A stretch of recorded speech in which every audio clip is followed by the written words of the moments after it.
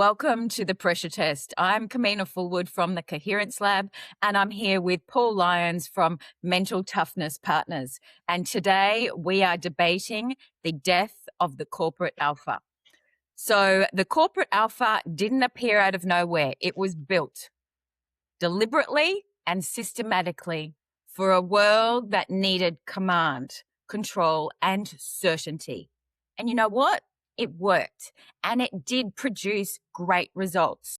But the question I want to ask today isn't whether it worked, it's what it costs. So, Paul, you've built a career on this model that's producing results. So let's start there. Did it work? Yeah, it did work, absolutely. And I'd want to acknowledge that. And I was in those days, so I was 25 years a CEO, working for two recruitment companies. And we built those recruitment companies, myself and some really good people I work with. And we were essentially in sales. And sales really is the essence where you need to be corporate alpha, or in those days. So I was in it. Can you explain that a little bit more? I just want to unpack that. Yeah. Why do you need to be corporate alpha to be in sales? I just think, is that why do people believe that to be true? Well, it possibly we'll talk about that's changing, but these days were the I hate to say it, but the 80s, 90s, The cowboy 2000. era. I'm not sure a cowboy era, but that's one way that you could look at it. But nevertheless, life was a lot simpler then. So I think in those days, let's just talk about sales. You had a product or a service to market and sell, and so you generally were quite driven, assertive, worked longer hours. The pressure was on. It's where the pressure lived. It was a pressure test because you had budgets, you've got sales targets, and so the machine really was a group of people under pressure to perform, and therefore the message was pretty simple. You've got to reach this target by this time, and obviously you were doing it in as professional a way as you could, but nevertheless there was a direct correlation between activity and results. And so the more activity that you could generate through phone calls, meetings, latterly emails, but generally it was phone calls in those days, the more human contact that you had, that led, and there was a direct correlation, as recruiters will know, with output, with interviews arranged, with placements made, and therefore with revenue. So that was a really good example of where the old alpha worked. And So the what's the cost? yeah. Sorry. What's the cost? Well, you see, I don't think the cost then, and possibly now, is as well recognized or well articulated as you and I probably believe it to be. So I've softened my stance now, since I'm in a different role and have a different view. But in those days, I think corporate alpha was brilliant. So there had to be a cost for you to say, I don't want to stay in this anymore. There had to be a cost for you to move out of it. Well, no, I could be in it, but yes, the cost for me was the investment of time and the investment of focus and investment in energy in one particular area of my life. So for me, it was more about, and at this time it was enforced, but it was more about balance. And so that was the cost then. I think now we're understanding that there's a much greater cost in terms of burnout and the longer term effects, medical effects that can have. I would go to say there's even more than burnout, because if we have a look at what the alpha posture is, I see it as dominance, emotional unavailability, and relentless drive. And I don't actually see that as strength. Dominant. Why is it dominance? You don't see people dominating or trying to have power over other people. You don't see that power struggle is a massive issue in the world. which is the alpha that we're talking about? Well, I was talking about sales Hmm. in the 1990s, and I don't think it was about power. It's certainly about drive and Hmm. focus, but there's a lot of clarity about what the goal was and the way to achieve it. So, sure, if we're talking about the world, then yes, power comes into alpha to a degree, but I don't think that's our conversation, is it? We're talking about a corporate alpha. The corporate alpha is about power. Like I have spent many, many years in the corporate world working at all the large organizations, and it was rampant the power and control and emotional unavailability that I witnessed and experienced. And what I see that as is a nervous system that just doesn't feel safe enough to be seen. So let's put the word power because I think that's the one that's diverting us. But control, definitely, that was a command and control was a well known sort of leadership approach. So, but I just think that was right for the time. That worked because companies were structured in a certain way that enabled that particular style, and it worked for many organizations. It worked for a while, but it doesn't give people like it created empires, right? There's no doubt about it. But it doesn't give people the people who built them reason to stay. People are wanting to leave that because it's not sustainable. Well, It doesn't make people feel safe. It starts affecting their bodies. Their bodies start wearing that cost. yes, Not just the people around them s- feel unsafe as well because what's created at the top trickles down and it creates the whole organization of that. So nobody's feeling safe in that environment, but it's also affecting the corporate alphas themselves and their that is not sustainable. You cannot keep pushing and I pushing mean, and pushing. Your body will wear it. I don't disagree with that, but we were talking about Alpha being, or I was, but I'll finish now, that I think it was right for the times. And so it was built for, certainly in the sales environment, for short, sharp battles at the end of every month or every quarter.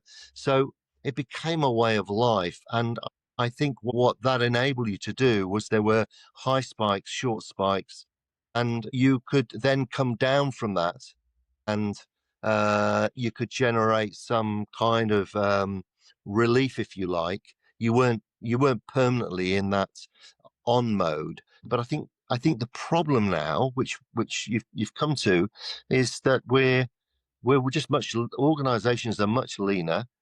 We've got more nuance, we've got more challenges, and unfortunately, for the organizations are they're organized that way, and therefore executives are permanently on. And exactly what you're talking about.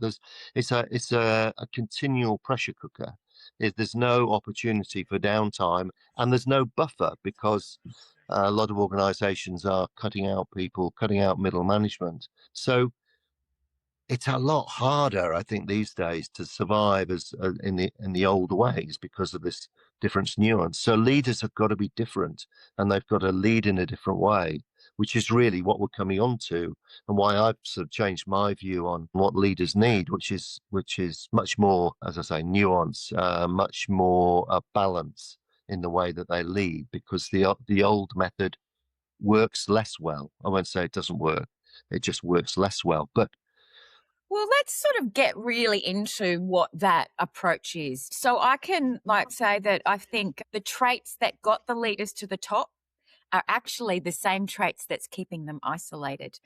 I remember back, when I was working in an advertising agency, and there was one girl who was working with who wasn't doing her job very great.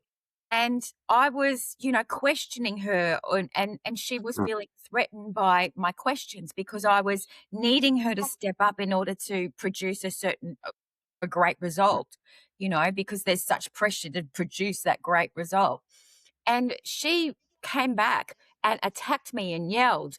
And that was her safety defense mechanism because it was a power thing. She was trying to dominate me with her voice.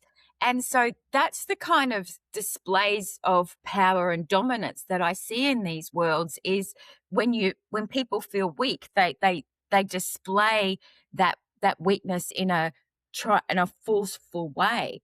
And so it creates this really uncomfortable environment for everybody. But you know what? I think that and another really good example is like if we look at, say, Steve Jobs.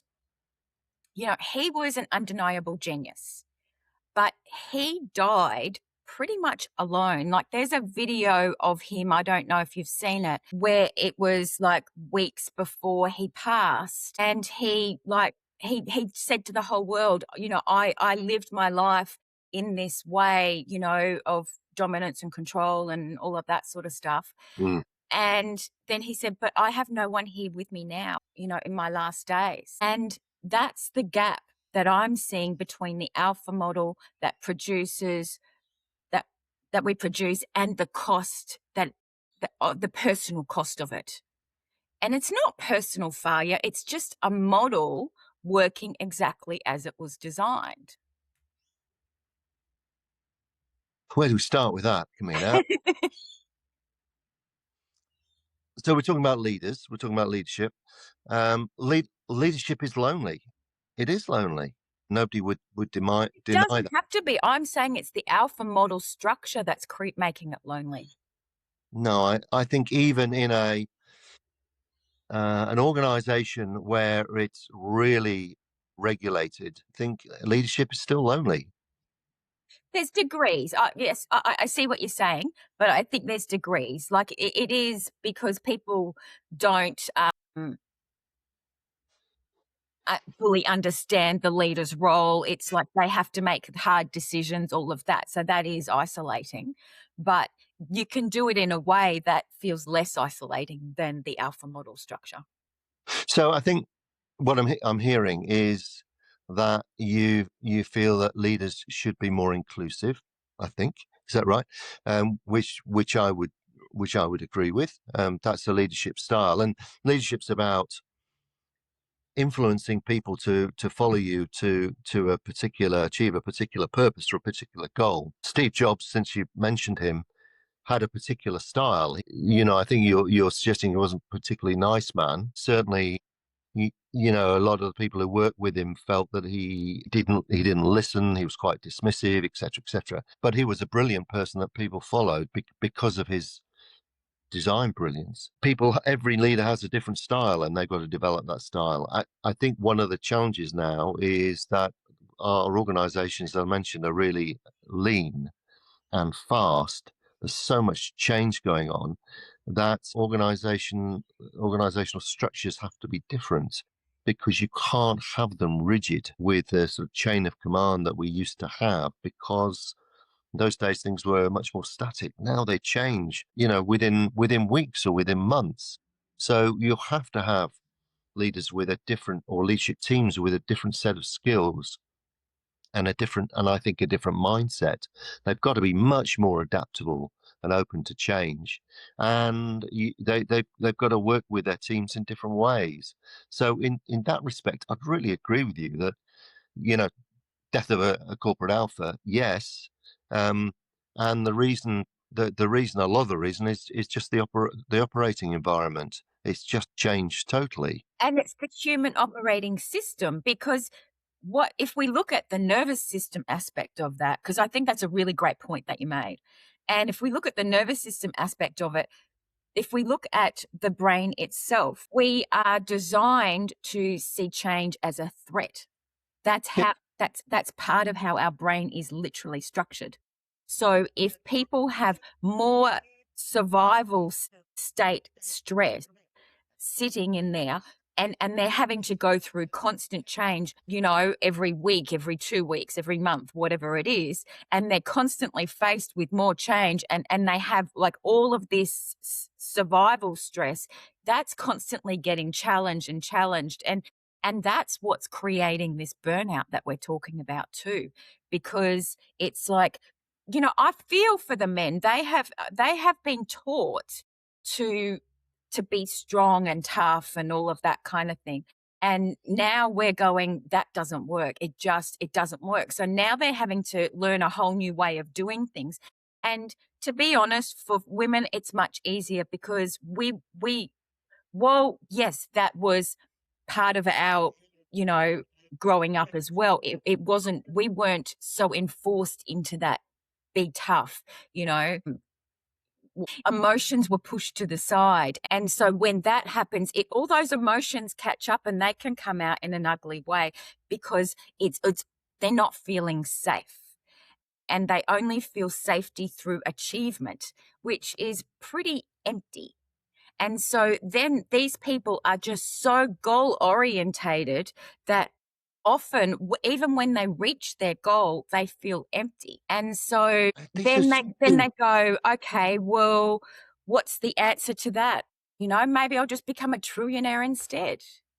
you're winding me up here, aren't you, Kamina? You're doing this on purpose. I mean, that's a sweeping generalization to to say that it's an empty life. You know, I don't being think so. I see it so often. I actually don't think I'm winding you up. I see it so often. People reach goals and they feel empty reaching the goal. So they go for another goal and they go for another goal. This is how the corporate alpha is structured in that goal orientation. It's very often empty. okay. So go on then. Let's just talk about how you think they should be structured. How should an organization be structured, and how should an individual be structured?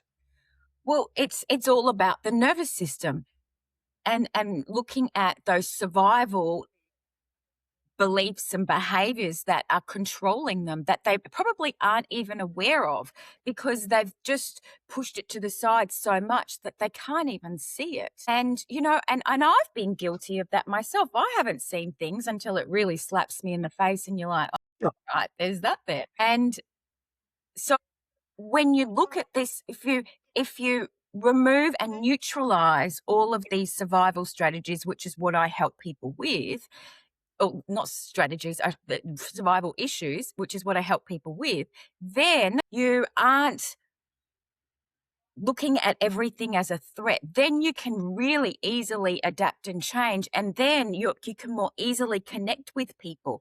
And so every life is more fulfilling for everybody involved because your interactions with people are more rewarding. And so therefore, when you reach the goal, it's more as a team rather than, okay, we've got that. Now what are we going to do? It's more driven by moments rather than goals.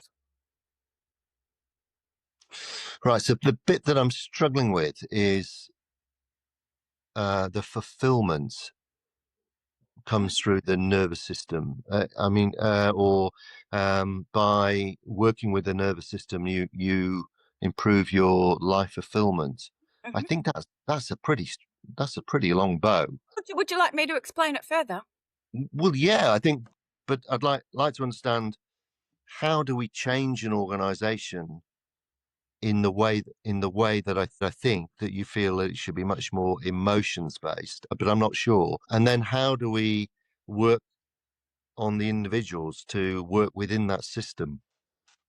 Well, see, the thing is, you're looking at it from the old structure.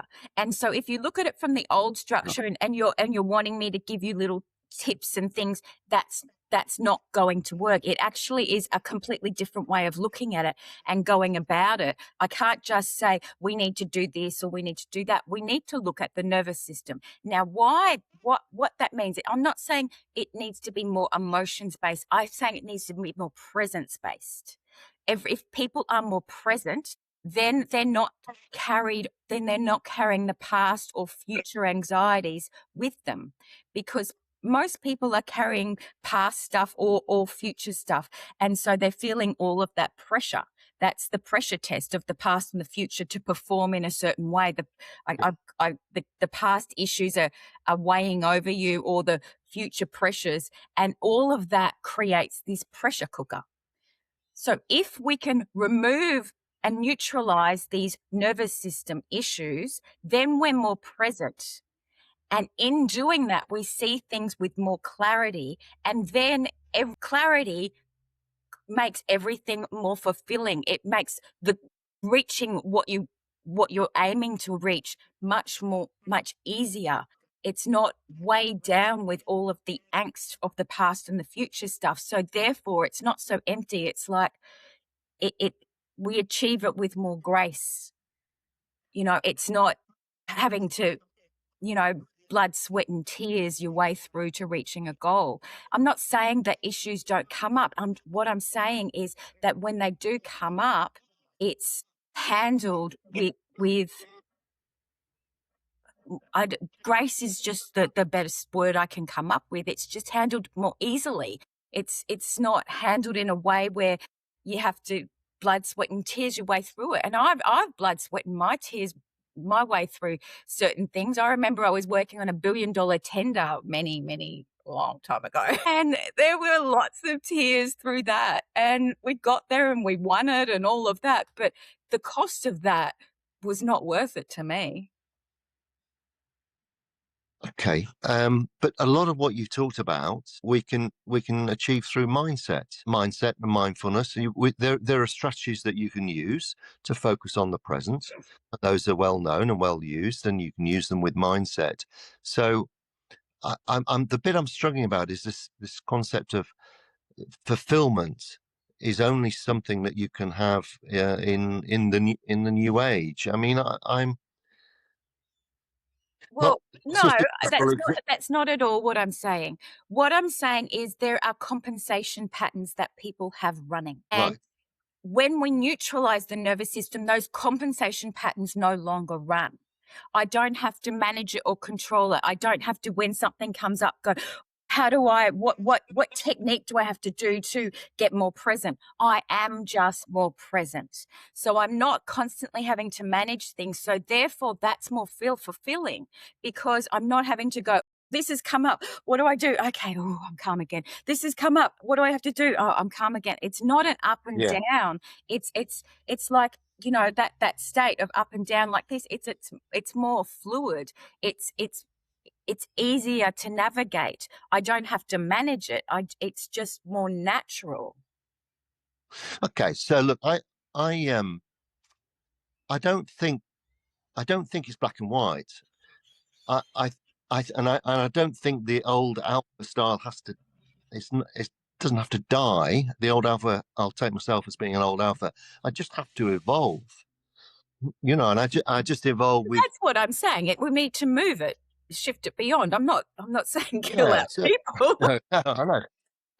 They've just got to evolve. So you've got grit and grace, or as I call it, strength with sensitivity. So it's as a leader, you still got to have that focus. You still got to have that clarity. You still got to have that emotional regulation, self belief, all those things that we believe it from a mindset perspective. But you've got to be able to regulate your emotions. You've got to have them kind of under control. Otherwise, yeah, we do have an old See, alpha there's that word style. control again.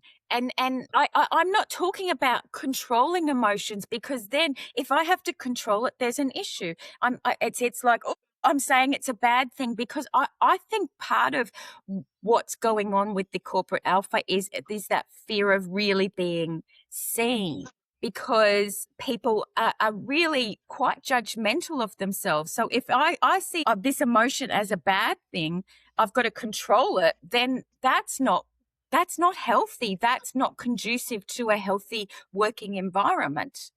So Can I, can I introduce manage then? Manage your emotions, not control your emotions. same But thing. I'm not talking about managing anything. I'm talking about observing it and it not controlling me and me being able to just move through it to go, oh, okay, I see that. But it's not so intense that I have to manage it. It's not so intense that I have to control it or anything like that.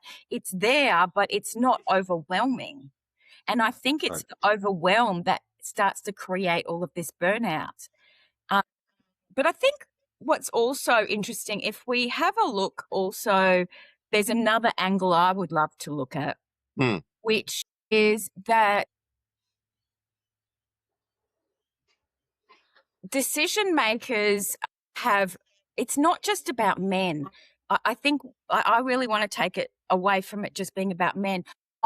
This has been going on for, many, many, many years, this style of environment in the workplace. And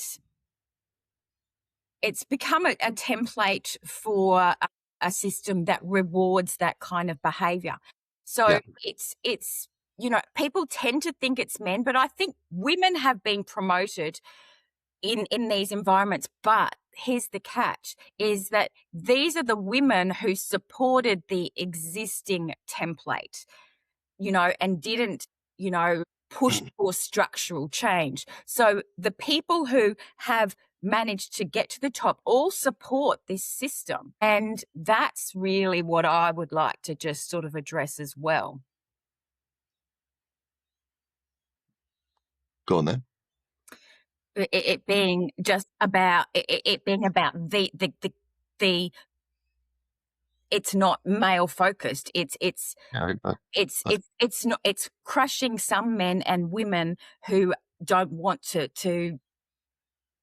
push away this who they are. They don't want to shut down certain aspects of themselves in order to survive in the corporate world. And I think that's why a lot of women that you see, like you hear, around the age of 40 to 50 or whatever, they are starting to get out of the corporate world because they're just like, I don't want to play that game anymore. I don't disagree with that, Camila, and I don't disagree that as an individual you have to make your own decisions about the kind of environment that you want to work in, you want to live in. No disagreement there, and no disagreement that the organizational structures we have in some organizations just are outdated and they don't suit their employees. I agree with you. And it's a big problem because we're losing like some really amazing people who are just like, I can't be part of this anymore. So You know? they move to another environment. They move they move to working for themselves, perhaps, and then the same habits sort of surface, and they work longer hours because you have to when you're self-employed and all those sorts of things. So can I come back, because there's something I just don't understand. So Mhm. how does the new organization look as far as you're concerned? The death of the old alpha. I'm defending toughness here a little bit, but I see that executives have to be strong, mentally strong, but with some sensitivity, and they've got to be more emotionally regulated. No argument from me there. I'm just trying to understand how then we structure and run our organizations so that they accommodate this softer style, and Well, particularly with your focus on nervous systems. yeah. So if I think the problem is, I mean, yes, everything you said basically, but I don't want to necessarily put the goal out there because it's when people go, this is what we need to achieve, we've got to do everything to get there, then it's just another goal that people are going to see themselves as failing to reach. And that's the problem. People are just trying so hard. And Hmm. it's like people, meditate and that, like, they have all these tools or whatever. They have all these different mindfulness things, and they fail at them and they really criticize themselves because I can't, like, they meditate and they'll go, their mind wanders and they criticize themselves because they can't do it. And so that Right. just becomes another form of failure. So if we start going, your organization should look like this, and when they can't do it, they're going to fail, and then they're going to criticize themselves some more, and then we're just creating perpetuating cycle. So I don't really want to throw an image out there. What I want to do is just say, neutralize your nervous system and it will all happen naturally. We'll have an environment that people want to work in, one that actually reaches these targets and beyond, because you don't have all of the stress and pressure running you.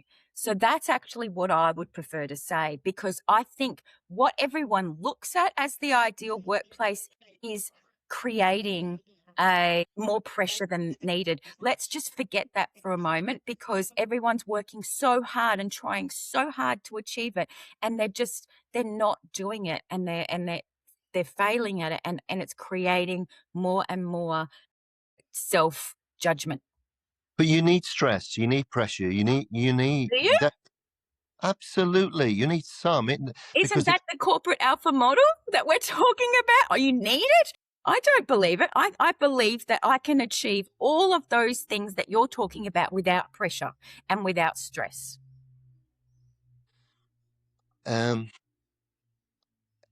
well, where do I start? You've got to have some sort of drive and motivation. So yeah, but drive can come from passion. It doesn't have to come from stress. That's the alpha model. The alpha model says, I need this. I need fear in order to be driven. That is so outdated. We need to move beyond that.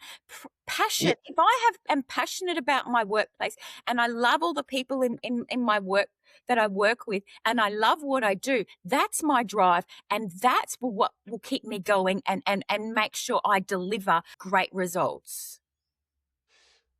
right. So in that, in you striving,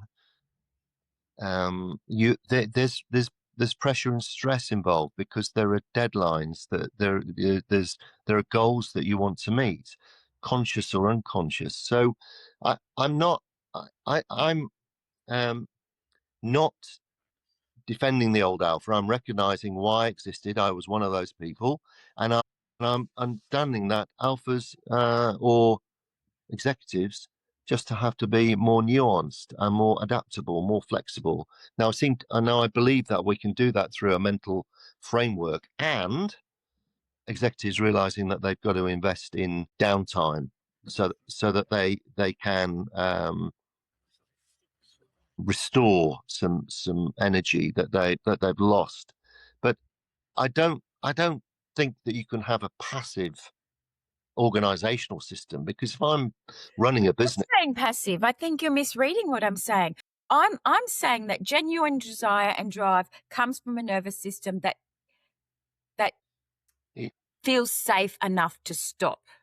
And these look identical from the outside, but these sorts of things show up. The stress and stuff shows up at 3 a.m. or at the end of the career or in an empty room. And this is the stuff that creates anxiety. I don't need stress in I can achieve a goal on a certain deadline and it not be stress driven. It comes from just my pure desire and love of what I'm doing. Okay. And I like to do things well. Like I'm not a half-ass person. I'm fully embrace everything I do, and I get it all delivered. That's not, but maybe we need to look at some of these deadlines are non-realistic as well. I think that, like, I remember I was working in advertising for 16 years. And from when I started to when I finished, the deadlines became shorter and shorter, and the amount that they wanted to charge became less and less, and it was more work. And it was just like that all was a Mm, complete mishmatch. It needs to have some real consideration for people, uh, and so if we're not driven by the survival stress, then everything we can see more clearly. We can see the whole picture. We're not so narrow focused on one aspect. And then by having that broader perspective, then we can actually achieve our goals while having personal satisfaction. sure. But if you're an able leader, a smart leader, you're going to understand that you've got to get the balance right, and you want to attract the best people, and you want to retain the best people. Leaders know that. So But that they're if not doing it. That's what I'm talking about. I know they know it, but my question is, why aren't they doing it? Because well, the nervous system is in survival stress.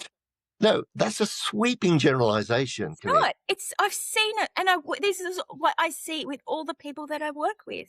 I'm saying it from experience and witnessing it. This isn't just a generalization at all. It is survival stress creates this future and past angst But rather than being fully present where you just naturally are present. it's not all stress isn't bad.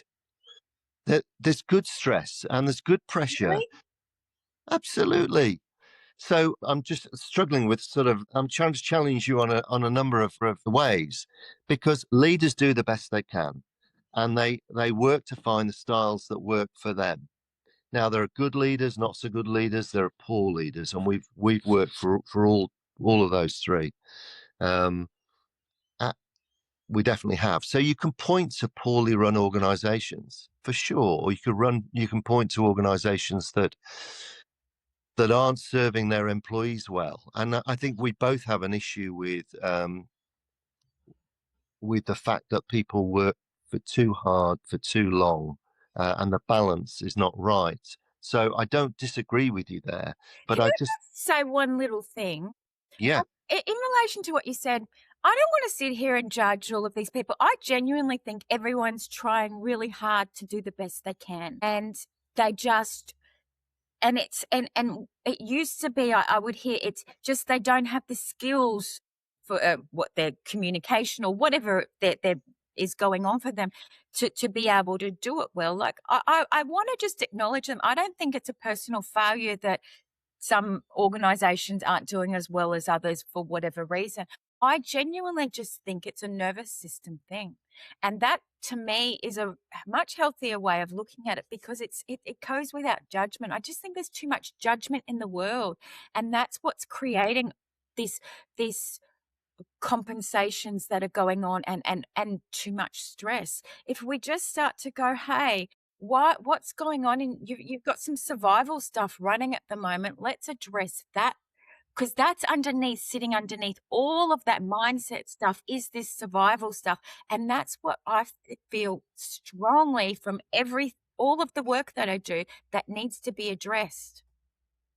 Okay, so if I can ask you a question. So Mm. if you're in a room with a leader that you've never met before, what are the signs that you look for that tell you that he or she's got their nervous system regulated in the way that you would like it to be? What signs do you see that would say, yep, they're what I would call balanced, or no, they're probably old school? How and they're out of kilter, or whatever the phrase that you use. What is it that you use to understand whether somebody's in the right space? Yeah. So it's about recovery time. So I actually, if you go to my website, coherencelaboratory.com, I have a little pressure index on there that's free that people can do. And I ask a whole bunch of questions that people can take that quiz and just see where their nervous system state is at. But it's really about pressure and the recovery time. So Right. that's what I keep banging on about is that instead of measuring performance, I feel like we should all be measuring our coherence or our pressure recovery. And it's like so for example, one of the things is how long does it take you to recover from a high pressure situation? Do you is it an hour? Is it a day? Is it a week? Whatever. Like that's all that shows us where your nervous system is at. So, so we're talking. So are we talking then about the way people run their race at work, or are we talking about their recovery time? So It's all interlinked. That's what I think you might be missing. It's like how I'm you just, run it will be directly related to how you recover because the more in a heightened state you are, the more you're going to have more reactivity rather than if your nervous system and is yeah, more in a neutralized state, then you're not going to be having those really high giant highs and really low lows of pressure that you move through. It's more yeah. that So would no, that's right. No, so we're we one of the challenges we've got is that we're operating at what I would call a high spike, um, all the time. We're not coming down. We're not coming down and resting, which is what we talked about before. We're on this high level, and therefore you're always on. You never get a chance to rest. But it was more, if you're in a room, how do you recognise that you've got somebody who's out of kilter, or somebody who's just good at masking that and looks okay, sounds okay, running the business okay, but they've just got chronic stress. How do you determine that? Is it Like I said, go to my pressure index, and I've got a whole list of questions there that people can check out. And it's about things like recovery time. It's about all of the survival issues with where it's not safe to be. It's not safe to be me. It's not safe to feel seen. It's not safe to be seen. It's not safe to feel. It's not safe to want, and it's not safe to want what I want. They are the core survival issues that are running every single person, whether we know it or not. And some people have them running more than others, right? Obviously, there's degrees, right? And so if we look at all of those things, it's like, how much are you, you know, do you, how is your sleep? Do you wake up at 3 a.m.? Things like that are all direct observations of what's going on in your nervous system. and how would their team see the difference? How would they team? I think it's through the team that sees it more so than the alpha, for example, because they're a little bit blind to some of the things that are going on. The team can feel it when that person's in a we'll call it a mood, right? N- Or that person's a bit stressed today. The team feel it, and the team might back off, or the team might be more engaging. The team really notice it. It's through the people that they work with that you can tell where the person's nervous system is at. Right. So, okay. So the question was more about post the work that you do. How does the team notice that this person's changed? So it's really just in the way that they're managing themselves in the office. They're managing themselves around their team with the way that they interact with the people in their team one to one and as a team. So that's something I think they can do through other ways. Absolutely. There's lots of ways of doing these things. And I'm not saying that at all. I think there is so Mm. many, but I'm just saying, if we look at what's under, rather than having tools and techniques, what I'm saying is that if we work on the nervous system, it becomes natural. I don't have to use a tool in order to navigate purpose. But what if we could get underneath all of that to the thing that's really running at the baseline, which is the nervous system? And that's what I'm talking about. If we can work on that, then I don't wake up at 3 a.m. stressing. I'm not panicking over a board meeting. I'm after a high pressure situation. I don't have to, you know, do my manage nervous system management techniques in order to bring me back to a calm state, or I don't have to go and get drunk in order to wind down, or whatever all of these things that people do are. It's like there's lots of displays of nervous system dysregulation. It's about not having to manage the highs and lows, or whatever. It's just I'm more neutral on, Yeah. on on a daily basis, on a moment to moment basis.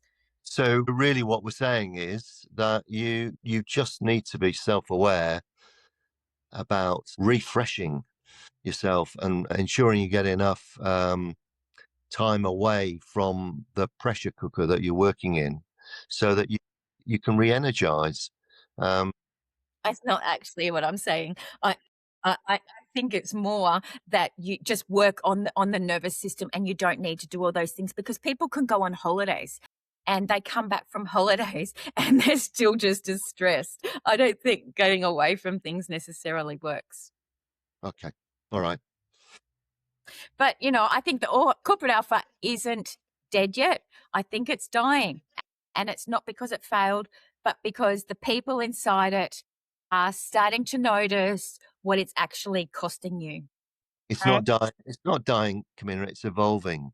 It's evolving. I don't think it's because you I don't can't. You think that can't run. model is collapsing and we're turning it into something new. I think that needs to collapse into order for something else to be created. Okay. Good luck with that. All right. Well, thank you for today. And yes, another, deep, insightful session of the pressure test where we agree to disagree.